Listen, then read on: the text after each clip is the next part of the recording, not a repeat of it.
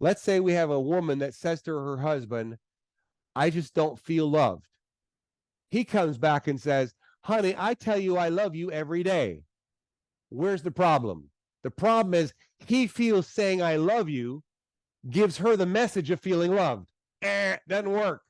So he has to be more effective and communicate differently. So let's go back to your handout where you see the word words. All right, words equal, right in this word, right in this word, symbols. Words equal symbols. Words equal symbols. So I want you to look at words as a symbol. So if I'm transmitting to you by communicating to you, what am I actually transmitting? I'm transmitting symbols to you.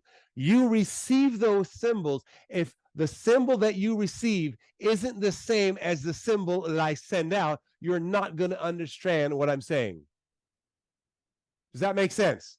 So the problem is when you're communicating, you think your person that you're communicating to or the audience that you're communicating to, you often think they're getting the right message, and many times they're not, and you're missing out. So what you have to make sure you do, you have to make sure you communicate effectively. So here's an example of miscommunicating and then how I would change that to communicate effectively. Let's say that you want to hang with me and you ask Gary, I would really love to learn how to fly an airplane. Can you put me in the cockpit and let me just fly with you one time? I want to see what that's all about. And I say, okay, let's do it. All right. So I'm going to pick on Tony. All right, Tony, let's go. We're going to put you in the airplane. All right. And Tony, I know I just thought about this. Tony, this is going to sound funny, but it's not. But Tony, you've been around this enough. I know you've gone through a lot of things. You're missing both legs, right, Tony? So we're going to have to pretend for a moment that you have both legs. I just got caught on that.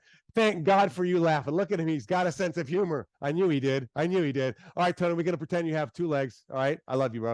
All right. So Tony gets in the airplane. And I say to Tony, all right, Tony, here's the deal. What we're going to do is we're going to taxi the airplane. And when we taxi the airplane, when I tell you to turn left, I want you to turn left.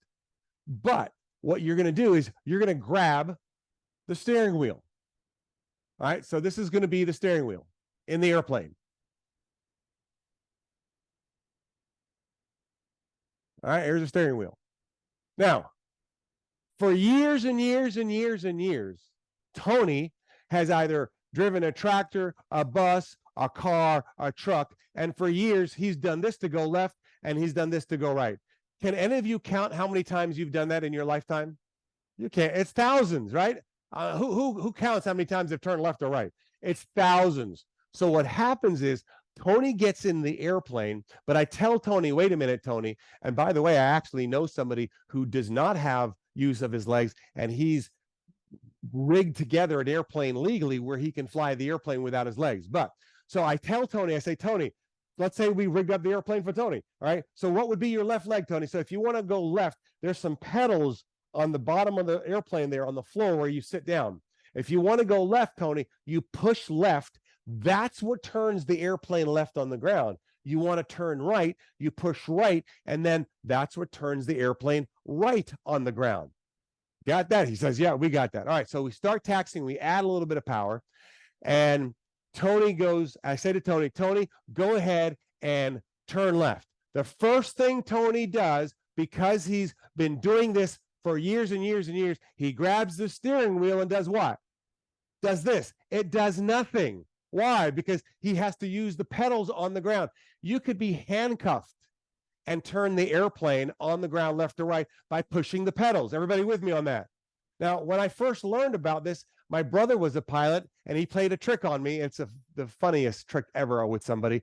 You can tell them, hey, go ahead and turn left. They don't know about the foot pedals. They turn left. The airplane doesn't do anything. And you push the right pedal. So they turn left and the airplane goes to the right. Everybody with me on that? So anyway, that's kind of cruel, but it is pretty funny. And it was done to me and I thought that was not good. But anyway, all right. So now, number one, Tony has given himself a confusion state, a state of confusion. He's induced his own state of confusion. Why? Well, I told him to turn left, even though I told him to use the foot pedals. He instinctively grabbed the steering wheel and turned on the airplane. He went like this, and nothing happened. Now his brain is confused. Now, I will confuse him even further if I say this to him. If I say, Tony, let go of the yoke. What? Now he's been confused twice. Yoke? What do you mean yoke? Well, remember, words are what, everybody? Words are what? Symbols. So in the aircraft, we have what's called a yoke. All right? Now, when you think of a yoke, what do you think of? Don't you think of an egg, and inside the egg is the yolk? Yes or yes? Right? So now if I tell Tony, number one, he's already induced his state of confusion because he's been used to driving a car and turning left all the time. So the moment I tell him to turn left, the first thing he's going to instinctively do is grab that. I'm not going to tell him it's a yoke yet because he does not know that this is the yoke. Then I will slowly tell him, oh, by the way, Tony, this steering wheel, by the way, we call it in aviation, we call this thing a yoke. All right? This is what you're going to hold on to. But when we're in the air, Tony, that's what we use to turn left and right. So now this is no longer a yoke in Tony's mind. We got rid of that. And now this symbol of the word yoke equals this. Voila. Everybody get that? Do you see how powerful that is? If you want to be an effective communicator, you must learn to understand the symbols in which you're communicating and projecting, and you must make sure the people receiving them understand which friggin' yoke you're talking about. And it's because of my acute ability to understand this is why Dr. Phil brought me on his show, The Doctors, for a 3-year run, because I can take people who've been in therapy for 10, 20, 30 years, and in one session, knock out whatever they had a problem with in 10, 20, 30 years. And I've got documented case one after another, after another, after another, 30 years doing this. It's because I understand how to communicate these messages. Also, another thing that I do, which we'll be talking about, we'll talk about it today a little bit. And I'm running out of time, so I am going to go a little further. And yes? Tammy did raise her hand to acknowledge what you do.